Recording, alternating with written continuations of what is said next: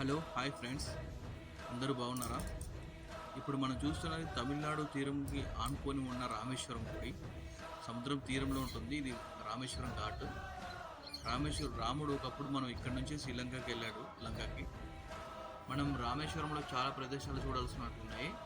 రామతీర్థము, లక్ష్మణ తీర్థము, సీతా తీర్థము అని చాలా ప్రదేశాలు మనకి ఆటోలో రామనాథేశ్వరం గుడి బయట నుంచి ఆటోలు మనకు పికప్ చేసుకుని తీసుకెళ్తారు. ఒకవేళ వెహికల్స్ ఉంటే వాళ్ళు మ్యాప్ పెట్టుకొని ప్లేసెస్ అన్ని చూడొచ్చు. ఇప్పుడు మనం చూస్తున్న గుడి సాక్షాత్తు శ్రీ కోదండరాముని పాదాలు ఇక్కడే ఉన్నాయి.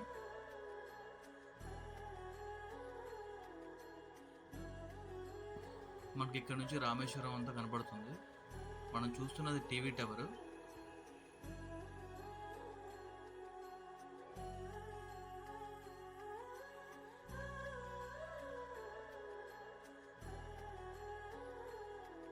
మనం చూస్తున్నది రామనాథేశ్వర గుడి.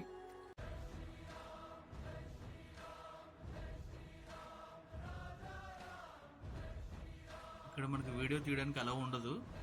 నేను వీడియో తీసేటప్పుడు పూజారి కూడా బయటకు వచ్చి వీడియో తీయకూడదని చెప్పాడు. అది అలాగే మేనేజ్ చేశానండి.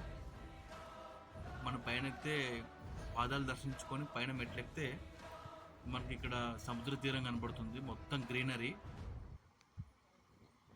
రామేశ్వరం అనేది చుట్టూ సముద్రం ఉంటుందండి.